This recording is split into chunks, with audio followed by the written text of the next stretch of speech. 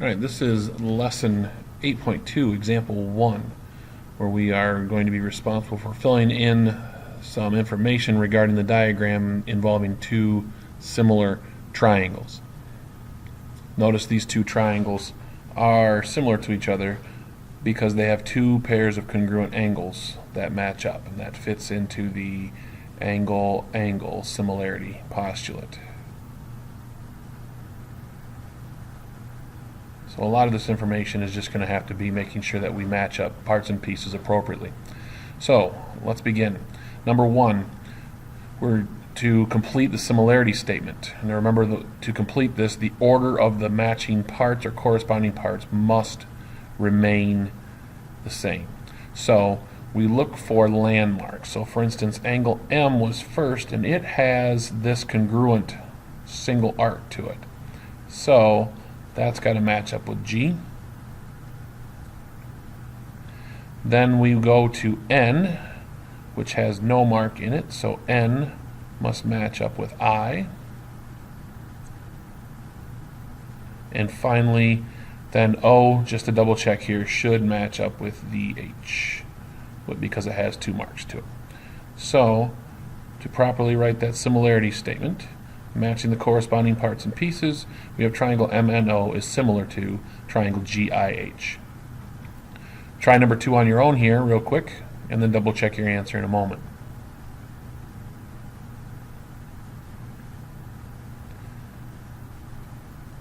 So remember, GHI, we need to match up our corresponding parts. So G will work with M. We said that those two are the same, so we're going to say M first as a corresponding part.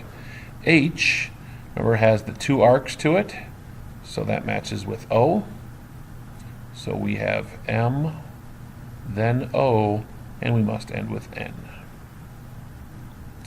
Number 3, this here is referred to as a proportionality statement, where you are just simply writing out the proportions of matching sides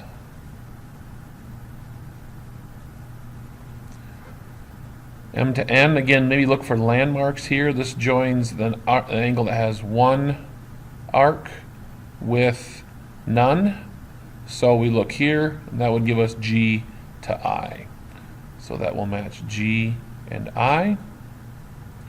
We have N to O. So N to O, if you read that one, N to O will go from no marks all the way over here to the 2 marks. So when I read that here, I have I over to H. So this is going to be IH in that order, trying to keep the parts matched up. And finally, M to O goes from 1 mark to 2 arcs.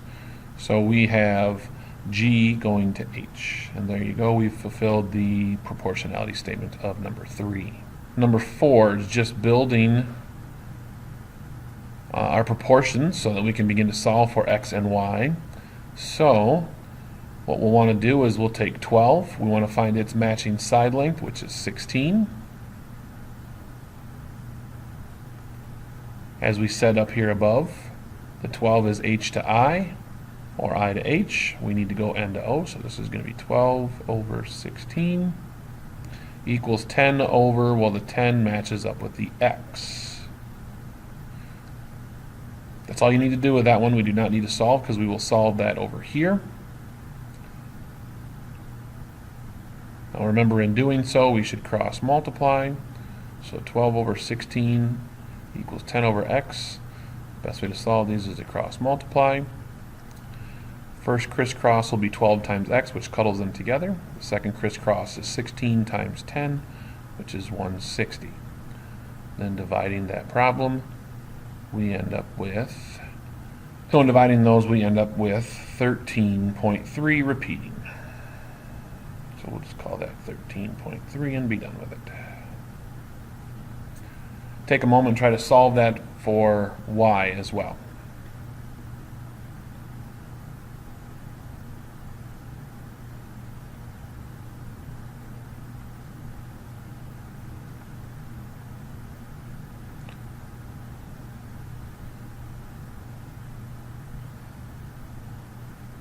All right, our initial setup should be 12 over 16. Might as well use the same fraction that we did before.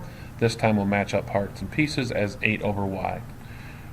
So as we crisscross that, we'll have 12 times y, which is 12y.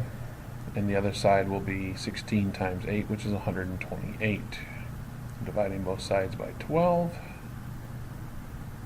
And we will get that y equals 10.6 repeating, or 10.67.